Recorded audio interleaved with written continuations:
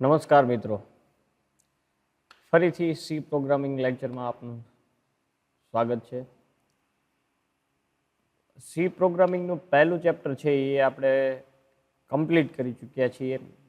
જે regular lecture જોવે છે એમને ખ્યાલ હશે, જે પૂરેપૂરા વિડીયો જોવે છે એમને ખ્યાલ હશે કે આપણે કેટલું કવર થઈ ગયું, કેટલા અસાઇનમેન્ટ વિશેની ચર્ચા પ્લસ એમસીક્યુ છે એ પણ તમને આપી દીધેલા છે. તો આ એક લેક્ચર શરૂ કરતાં પહેલાં હું એવો આગ્રહ એક રાખું છું તો તમારી પાસેથી કે તમે તમામ વિદ્યાર્થીઓ એ તમારો પૂરો સમય છે એ લેક્ચર જોવા માટે આપો. મારો લેક્ચર છે કે કોઈ બીજા સરનો લેક્ચર છે કે મેડમનો લેક્ચર છે, તો એ તમામ વિડીયો છે પૂરેપૂરા જોવા, જેથી તમને છે એ અહીંયાથી અમારી જેટલી પણ મહેનત છે એ નિષ્ફળ ન જાય. તો એ તમામ વસ્તુ છે એ તમારા હાથમાં છે, એટલે મહેરબાની કરીને તમામ વિડીયો છે એ જોવા અને પૂરેપૂરા જોવા. ભલે ક્યારેક ખુલતા પહેલાં આપણને ખબર પડી જાય કે 30 કે 40 મિનિટનો છે, આટલું લાંબુ ક્યાં જોવો, પણ એવું બહુ ઓછું તમારે રાખવું કે એ જે લાંબો લેક્ચર હશે એ વધારે ઇન્ટરેસ્ટિંગ બનાવવાનો અમે પ્રયત્ન કર્યો હોય. કારણ કે અમને પણ ખબર છે કે 20 મિનિટ સુધી છે એ વધારેમાં વધારે બેસી શકાય ફોન સામે, પછીથી થોડો કંટાળો આવવાનો પ્રયત્ન આવી જાય. પણ એ કંટાળો ન આવે અને પૂરેપૂરો એક ટોપિક છે એ કવર થઈ જાય, તો એવા લેક્ચર બનાવવા માટે છે એ અમારે થોડો લાંબો લેક્ચર છે એ થતો હોય છે, બરાબર. તો એટલા માટે છે એ તમામે છે એ પહેલાં એની મિનિટ ટાઈમ જોયા સિવાય વધારે પ્રમાણમાં છે એ લેક્ચર પણ જોવો હિતાવહ છે. તો સ્ટાર્ટ કરીએ આપણું સેકન્ડ ચેપ્ટર સી પ્રોગ્રામિંગ 2, જેનો સિલેબસ છે તમે બધાએ છે કદાચ જોયો હોય, પણ ન પણ જોયો હોય તો હું ફરીથી તમને છે અહીંયા બતાવી દઉં છું કે એમાં ઇનપુટ આઉટપુટ સ્ટેટમેન્ટ છે, કન્ડિશનલ સ્ટેટમેન્ટ છે. What is conditional statement? There are conditional statement, there are more than one type of conditional statement: if statement, if else statement, if else statement. તો આ બધા છે ચેપ્ટરમાં આપણે આ બધાની વાત નથી કરવાની, માત્ર ઇફ અને ઇફ એલ્સ સ્ટેટમેન્ટ વિશે જ અહીંયા ચર્ચા કરવાની. કારણ કે એલ્સ ઇફ સ્ટેટમેન્ટ છે એ થોડું લાંબુ થાય એવું છે, એટલા માટે આપણે અહીંયા કવર કરતા નથી અને યુનિવર્સિટી દ્વારા છે એ આપણા ચેપ્ટરમાં કવર થયેલ નથી. એ છે તમારે એમએસસી વખતે છે પાછું એલ્સ ઇફ સ્ટેટમેન્ટ છે એ ઇન્ક્લુડ થઈ જશે. ઇમ્પ્લિમેન્ટિંગ લૂપ ઇન પ્રોગ્રામ, કઈ રીતે લૂપ છે એ ઇમ્પ્લિમેન્ટ કરી શકાય, ક્યારે કયું લૂપ વાપરવું. હવે વોટ ઇઝ લૂપ એ છે એ આપણે પાછું અલગથી છે એ ચેપ્ટર છે ટોપિક છે એ કવર કરેલો છે. એટલે લૂપ કેવા હોય તો કે વાઇલ લૂપ છે, ફોર લૂપ છે. લૂપ વિશે થોડું હું તમને કહી દઉં કે લૂપ એ વિશે છે કે એકનો એક પ્રોગ્રામ છે એ વારંવાર આપણે રન કરાવો.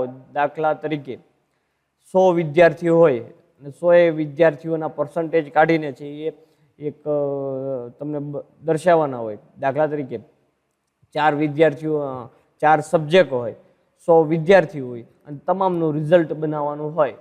તો વારા ઘડીએ એક પ્રોગ્રામ લખીએ કે ત્રણેયનો સમ, ચારેય સબ્જેક્ટનો સમ થાય, પછીથી છે કન્ડિશન ચેક થાય કે એનું 35% અપ છે, 40% અપ છે. If there are not more than 40% marks, then the student is a fail, otherwise student is a pass.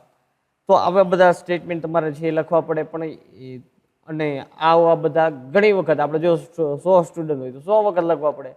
પણ એવું ન કરવું હોય તો એક 100 સુધીનું એક લૂપ મૂકી દઈએ અને એ પ્રોગ્રામિંગમાં છે એને લૂપ કહીએ અને એ પ્રોગ્રામ 100 વખત છે એ રન થાય ને આપણને જે વિદ્યાર્થીઓના રિઝલ્ટ કાઢવાના હોય, સમ કરી પછી એની એવરેજ લેવાની હોય, તો એ આપણને થઈ શકે, બરાબર. તો એવા લૂપ હોય, એવા લૂપના પણ ઘણા પ્રકાર છે, પણ આપણે અત્યારે માત્ર 3 લૂપ જોવાના છે: વાઇલ લૂપ, ફોર લૂપ અને ડુ વાઇલ લૂપ, બરાબર. અને નેક્સ્ટ છે એ flow chart and algorithms. Algorithm and flow chart છે એ આપણે સાથે સાથે જોતા જવાના છે કે અલ્ગોરિધમ અને flow chart. Flow chart means કે એક ચાર્ટ હોય કે પ્રોગ્રામ કઈ રીતે તમારે લખવો, બહુ મોટો પ્રોગ્રામ હોય, આપણે અત્યાર સુધી વર્તુળના ને એવા તે પ્રોગ્રામ જોયા છે, પણ થોડો મોટો પ્રોગ્રામ હોય, દાખલા તરીકે ત્રણ નંબરમાંથી છે કોઈ પણ નાનો કે મોટા નંબર છે એ ફાઇન્ડ કરવા માટેનો એક પ્રોગ્રામ આપણે રન કર્યો હોય, તો એની માટે પહેલાં એક ફ્લો ચાર્ટ બનાવવો પડે. સિમ્પલ કે અહીંયાથી આવી રીતે કન્ડિશનલ સ્ટેટમેન્ટ છે વર્ક કરશે, એવા ફ્લો ચાર્ટ કહી શકીએ. પ્લસ કોઈ એક ઇક્વેશન હોય, બહુ થોડું લાંબુ ઇક્વેશન હોય, તો એની માટે એક અલ્ગોરિધમ છે એ ક્રિએટ કરવા પડે કે આવું આપણે કરીએ કે અહીંયા આવું શોર્ટ હેન્ડ નોટેશન વાપરીએ તો છે એ આવી રીતે વર્ક કરશે. ઇન્ટિગ્રેશન ને એવું બધું હોય તો એ આમાં ઇન્ક્લુડ, એ જો કે આપણે સિલેબસમાં નથી, તો એટલા માટે ઇન્ટિગ્રેશન ને ડિફરન્શિએશન ફોર ધી ઇક્વેશન્સ એ તમે છે એમસીમાં જશો ત્યારે આવશે, બરાબર. બાકી છે આ બધા ઉપર આધારિત છે એ પ્રોગ્રામ્સ આપણે જોવાના છે. Now we started a first topic of second chapter. It is a input conditional statement, input output statement, conditional statement નહીં, બરાબર. ઇનપુટ આઉટપુટ સ્ટેટમેન્ટ આપણે જોઈ ગયા એમ કે સ્કેનએફ છે, ખાસ નોંધજો, ક્યારેક આપણને ઉતાવળમાં ભૂલ થાય કે આઉટપુટ ફંક્શન કહ્યું તો કે સ્કેનએફ, બરાબર. ઇનપુટ એટલે તો કે પ્રિન્ટએફ, પણ એ ઉલટું છે. સ્કેનએફ છે એ છે એ કોઈ બહારથી વેલ્યુ ઇનપુટ કરે છે, કારણ કે બહારથી જે કંઈ વેલ્યુ હોય એને રન કરાવવાનું, એને સ્ટોર કરાવવાનું કામ છે સ્કેનએફનું છે. તો be careful for this statement, input statement. there are a command is a scanf. scanf ને લખવા માટે આપણે એક નમૂના રૂપે અહીંયા લખ્યું છે scanf double quotes numerical constant. Numerical constant આપણે કોઈ દાખલા તરીકે ન્યુમેરિકલ કોન્સ્ટન્ટ આપણે ઇન્ટીજરમાં ડિફાઇન કરેલો હોય તો ત્યાં ડી છે એ સિગ્નિફિકન્ટ વાપરવો પડે, અને આગળ છે એ આપણે પર્સન્ટેજની સાઇન છે એ વાપરવી પડે. Percentage D, percentage F, percentage, આ બધા છે એના નોટેશન કહેવામાં આવે છે. પર્સન્ટેજ ડી એ એવું દર્શાવે છે કે આ જે કાંઈ વેરિયેબલ તમને જે ઓલું માર્ક કરી એન્ડનો જે એમ્પરસન સિમ્બોલ છે એને એમ્પરસન સિમ્બોલ કહીએ. એ એમ્પરસન સિમ્બોલ પછી જે કાંઈ આવશે એમ્પરસન સિમ્બોલ એ દર્શાવે છે. અહીંયા આપણે થોડું ડીપમાં જોશું. એમ્પરસન સિમ્બોલ એ વેરિયેબલનું લોકેશન બતાવે છે કે આ ન્યુમેરિકલ કોન્સ્ટન્ટ છે, આગળ જે કોન્સ્ટન્ટ દર્શાવ્યો છે એ કોન્સ્ટન્ટની વેલ્યુ જે લોકેશન આગળ આપણે વાત વેરિયેબલ નેમ છે એ લોકેશન ઉપરથી છે એ લેવાની છે, બરોબર.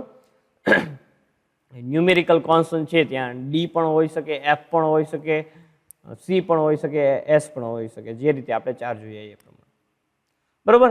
તો વેરિયેબલ ટૂંકમાં ક્યારેક તમને એમસીક્યુમાં પૂછી શકે કે નીચેનામાંથી મેમરી લોકેશન કયું ઓપરેટ, કઈ સાઇન છે, મેમરી લોકેટર માટેની સાઇન કઈ છે, which sign of memory locator in C programming. તો આપણને છે એ એમ્પરસનની સાઇન ઉપર ક્લિક કરવાની રહેશે.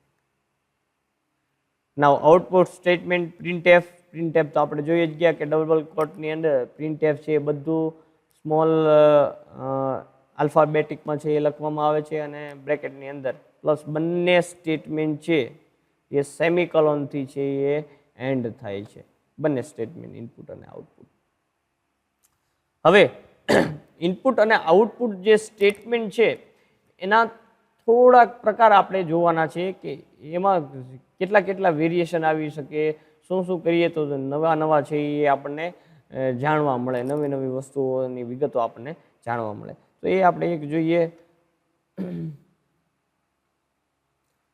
બીજું ઇનપુટ આઉટપુટ આધારિત જે કંઈ પ્રોગ્રામ છે એ આપણે અહીંયા થોડા જોવાના છે કે ઇનપુટમાં કઈ રીતે છે, કેટલા કેરેક્ટર આપણે ઇનપુટ કરાવીએ તો આપણને મળે છે. દાખલા તરીકે ઇન્ટીજર હોય તો ઘણો બધો લાંબો ઇન્ટીજર છે એ એન્ટર કરાવવામાં આવે તો એમાંથી કેટલા ડિજિટ આવે, પ્લસ શોર્ટ થોડો ઇન્ટીજર કરાવ્યો હોય તો કેટલા ડિજિટ આવે. તો આ બધી વસ્તુ છે એ અત્યારે આપણે અહીંયા જોવાની છે. તો જે રીતે તમને સ્ક્રીન ઉપર અત્યારે દેખાઈ રહ્યું છે કે એક પ્રોગ્રામ છે એ અહીંયા લખેલો આપ્યો છે.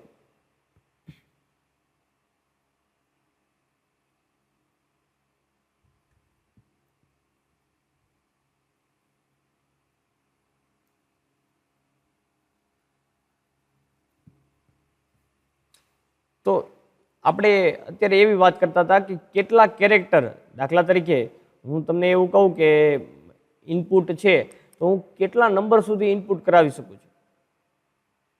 ફ્લોટમાં હોય તો ફ્લોટમાં પોઈન્ટ પછી કે 6 ડિજિટની એક્યુરેસી આવે છે. ક્યારેક પોઈન્ટમાં 6 પછીના ડિજિટની એક્યુરેસી લાવવા માટે આપણે શું કરવું જોઈએ? તો આવી બધી ચર્ચાઓ છે એ આપણે અત્યારે કરવાની છે. થોડુંક તો પોઈન્ટ પછી વધારે ડિજિટની આપણને રિક્વાયરમેન્ટ હોય તો શું કરી શકાય? કઈ રીતે એને લોંગ ફ્લોટ આપણે એને દર્શાવીએ? એવું કહીએ પોઈન્ટ કરતાં આપણે 0.6 કરતાં વધારે જો જરૂર હોય તો આપણે પોઈન્ટ પછી 6 આંકડા કરતાં વધારેની જરૂરિયાત હોય તો આપણે છે એને લોંગ ફ્લોટમાં એટલે કે LFમાં દર્શાવીએ, લોંગ ફ્લોટ અથવા ડબલમાં. પણ તો ડબલમાં દેખાડવા માટે આપણે સ્કેનએફ માટે કયો કમાન્ડ વાપરી શકીએ એ બધું છે એ આપણે અહીં જોવાનું છે. તો હવે તમને સ્ક્રીન ઉપર દેખાઈ રહ્યું હશે એક પ્રોગ્રામ છે. પહેલાં આપણે ઇન્ટીજર માટેના પ્રોગ્રામ જોઈ લઈએ એટલે આપણને ખ્યાલ આવે કે કઈ રીતે છે એ એન્ટર કરવામાં આવે છે value. First of all integer માટેનું છે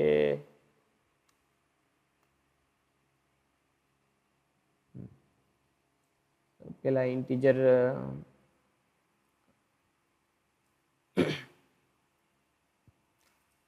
અને આઉટપુટ ફંક્શન જોઈએ, પછીથી આપણે ઇનપુટ ફંક્શન જોઈએ. આઉટપુટ ઇન્ટીજરનો પેલા એક વિડીયો જોઈ લઈએ. હવે આપણને બે નંબર આપ્યા, જે રીતે તમે સ્ક્રીન ઉપર જોઈ રહ્યા છો એ રીતે તમને બે નંબર આપ્યા છે, M અને N.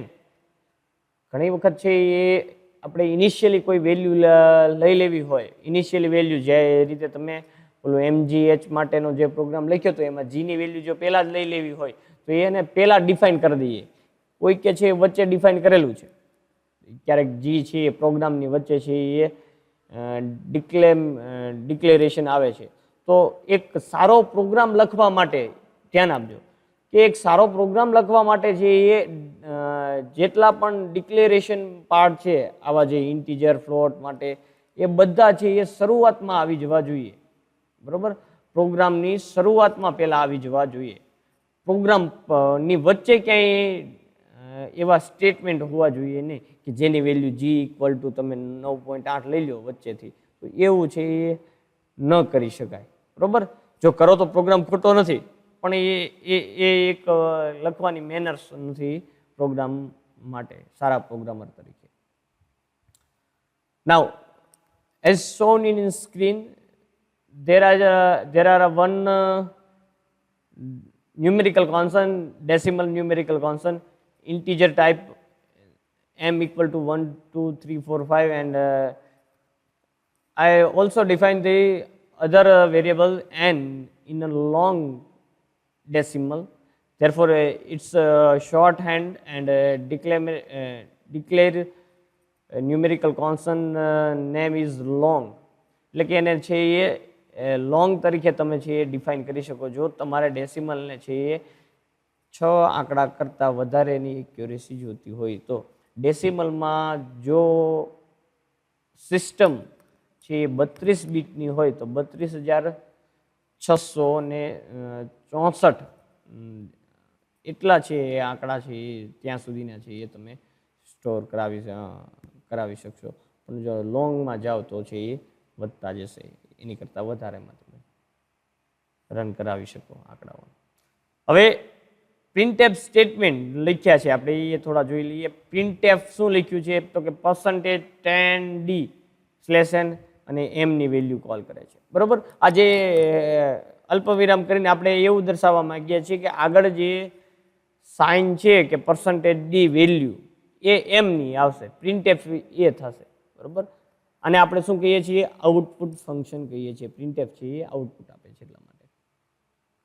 એટલા માટે આપણે હજી ઇનપુટને અહીંયા એક પણ વેલ્યુ નથી કરાવતા. બરોબર, આઉટપુટ ફંક્શન જોવું છે એટલા માટે. ફર્સ્ટ ઓફ ઓલ આપણે ફર્સ્ટ થિંગ છે પેલું સ્ટેટમેન્ટ છે પ્રિન્ટએફ વાળું એ ઉપાડી અને એનું આઉટપુટ જોઈએ. અહીંયા મેં રન કરાવીને રાખ્યું છે, એનું આઉટપુટ શું આવશે એ 10D printf ની અંદર લખેલું છે. બેકસ્લેશ એટલે કે બેકસ્લેશ n એ છે ન્યૂ લાઇન કેરેક્ટર છે, એન્ડ અલ્પવિરામ છે ત્યારબાદ એમ છે, કોમા કરીને છે એમ લખેલું છે. હવે એ એમ ની વેલ્યુ કોલ થશે, પણ આગળ જે %10 આપ્યું છે એના ઉપર આપણે અત્યારે ભાર મૂકવાનો છે. %10 મીન્સ તો આ એવું સૂચવે છે જે ફર્સ્ટ આઉટપુટ અહીંયા જોજો કે આગળ છે ટોટલ સ્પેસ તમને 10 ડિજિટની આઉટપુટમાં આપવામાં આવશે. એમાંથી આપણું જે કંઈ નંબર હશે એ ડિજિટ આવશે અને બાકીની આગળની ખાલી જગ્યા આવશે.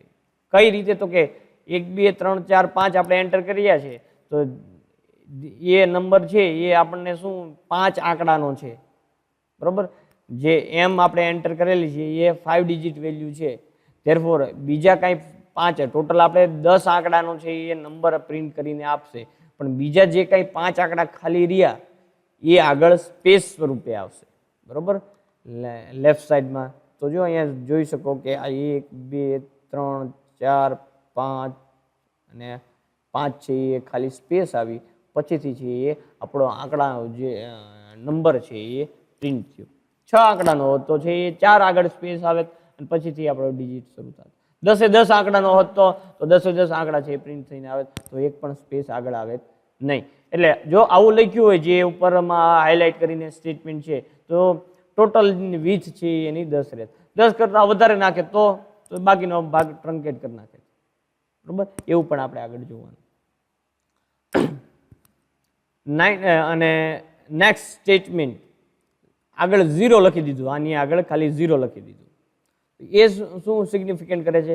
સ્પેસની જગ્યાએ 0 0 આવશે, બરોબર. જે સેકન્ડ આઉટપુટ અહીંયા કર્સરની મદદથી તમે જોઈ શકો છો એ સેકન્ડ આઉટપુટ, બરોબર.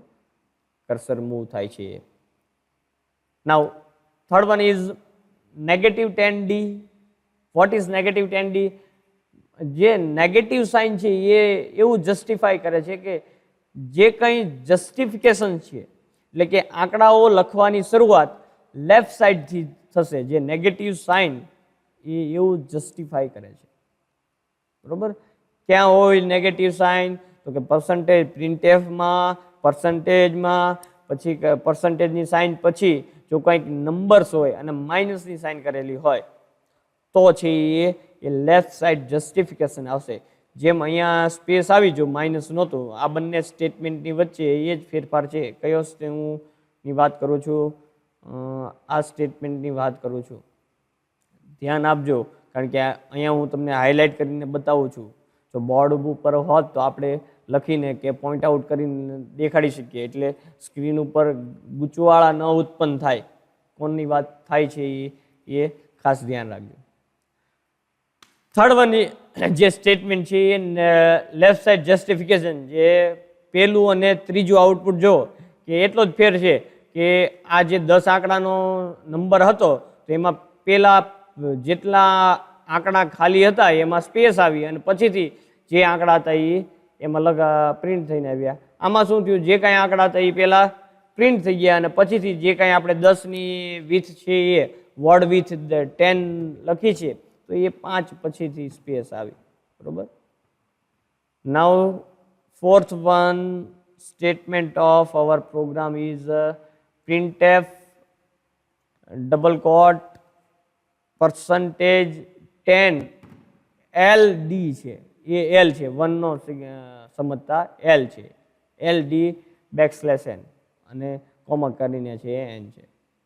નાવ n ની વેલ્યુ છે એ આપણે પ્રિન્ટ સબસ્ટિટ્યુટ કરવાની છે, m ની વેલ્યુ આપણને મળશે. હવે LD શું કામ લોંગ ડિફાઇન કરવામાં આવ્યું છે, બરોબર. જો અહીંયા તમને એક ઇન્ટીજર છે ને અહીંયા લોંગ છે એટલે n ને છે આપણે મેં કીધું 32,600 અને 54 કે એવો પાછળનો ડિજિટ મને ભૂલાઈ ગયો છે. 32,600 ફાઇનલ, 54 કે 52 કે એવું કંઈક છે, બરોબર. એટલું સુધી ડિજિટલના આંકડા પ્રિન્ટ થાય. એની પછીનો આંકડો તમે નાખો તો કોઈ રેન્ડમ નંબર આવે, બરોબર. એ રેન્ડમ નંબરમાં પણ એક પેટર્ન હોય પણ એ પછી બરોબર. તો અત્યારે માત્ર એટલું જોઈએ કે એ 32,000 કરતાં 32,600 કરતાં વધારે નંબર આપણે એન્ટર કરાવીએ, 98,800 ને 9,87,654 જેવો આપણે છીએ નંબર એન્ટર કર્યો છે, 32,600 સમથિંગ કરતાં છે એ વધારે છે, તો એને આપણે લોંગ ઇન્ટીજરમાં ડિફાઇન કરવો પડે, અને એની માટેનું આ વેરિયેબલ નેમ છે જે કોન્સ્ટન્ટને ડિફાઇન કરવા માટે એ લોંગ છે. બરોબર. એને વેરિયેબલ નેમ અને ડેસિમલ માટે ન્યુમેરિકલ કોન્સ્ટન્ટ એને કહીએ છીએ. બરોબર. લોંગ ડેસિમલ માટેનો એ ન્યુમેરિકલ કોન્સ્ટન્ટ છે આ લોંગ. બરોબર. સેકન્ડ થિંગ, હવે આપણે ફોર્થ સ્ટેટમેન્ટ ઉપર આવી જઈએ કે એમાં પાછું આપણે લખ્યું છે કે 10 આંકડા અને લોંગ ફ્લોટમાં આપણે ડિફાઇન કરીએ, તો આ છે ટોટલ 6 આંકડાનો નંબર થયો, તો આગળ શું આવશે? 4 ડિજિટની છે સ્પેસ આવશે.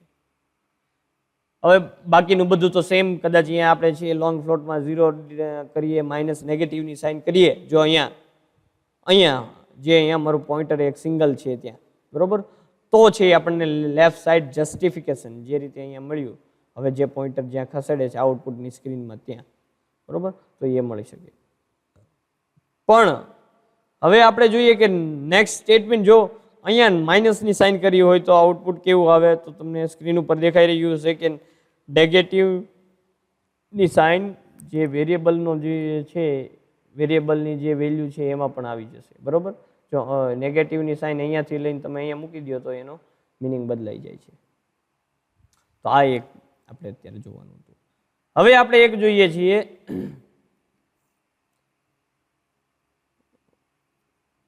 આઉટપુટ માટેનું બીજું એક પ્રોગ્રામ જોઈ લઈએ.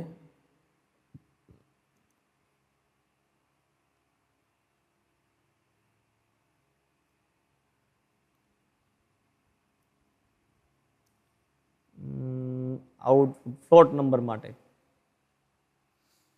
તો ફ્લોટ નંબર માટેનો જે એક પ્રોગ્રામ છે એ કંઈક આવી રીતનો છે.